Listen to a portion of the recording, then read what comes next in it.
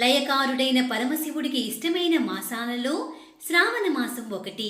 ఈ సమయంలో పరమేశ్వరుడిని పూజించడం ద్వారా అనుకున్న కోరికలు తీరుతాయని భక్తులు నమ్ముతారు.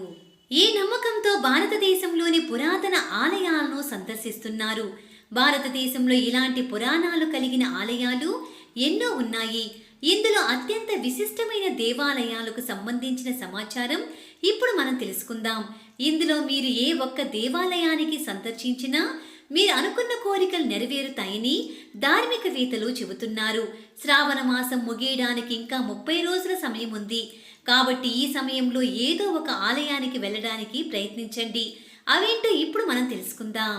సోమనాథ్ దేవాలయం భారతదేశంలోని జ్యోతిలింగాల్లో ఒకటైన సోమనాథ్ దేవాలయం గుజరాత్ రాష్ట్రంలో ఉంది. ఈ దేవాలయం అత్యంత ప్రాచీనమైనది. జ్యోతిలింగాల్లో మొదటి క్షేత్రం. దీనిని ప్రవాస తీర్థం అని కూడా పిలుస్తారు. మల్లికార్జున దేవాలయం ఆంధ్రప్రదేశ్లోని కర్నూలు జిల్లాలో శ్రీ మల్లికార్జున స్వామి దేవాలయం ఉంది. నల్లమల అడవుల్లో కృష్ణానది ఒడ్డున ఈ దేవాలయం జ్యోతిలింగాల్లో ఒకటి. ఇక్కడ పరమశివుడు భ్రమరాంబ సహితంగా భక్తులకు దర్శనమిస్తారు.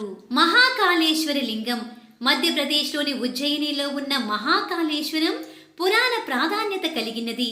ఇక్కడ పరమేశ్వరుడు మహాకాళి రూపంలో కొలువై ఉన్నారు.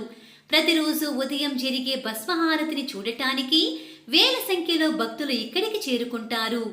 ఓంకారేశ్వర దేవాలయం మధ్యప్రదేశ్లోని నర్మదా నది మధ్యలో ఉన్న మందతండి దీపంలో ఓంకారేశ్వర దేవాలయం ఉంది.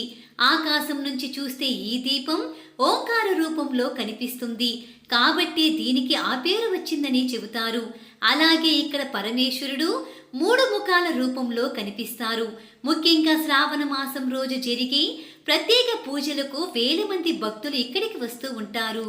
భీమశంకర దేవాలయం మహారాష్ట్ర పూణేకు 127 కిలోమీటర్ల దూరంలో ఉంది. భీమా నది ఒడ్డున ఈ క్షేత్రం ప్రకృతి సంపదతో నిండి ఉంటుంది. ఇక్కడ పరమేశ్వరుడు భీమశంకరుడి పేరుతో శాకిని తాకిని మొదలైన రాక్షసుల గణాలతో సేవించబడతాడని ప్రతీతి.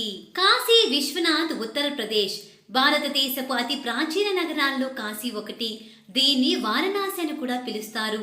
ఇక్కడ పరమేశ్వరుడు విశ్వనాథుడిని పేరుతో పూజలు అందుకుంటూ ఉంటారు. ఇక్కడ గంగా నదిలో స్నానం చేస్తే అప్పటి వరకు చేసిన పాపాలన్నీ పోతాయని హిందూ భక్తులు నమ్ముతారు.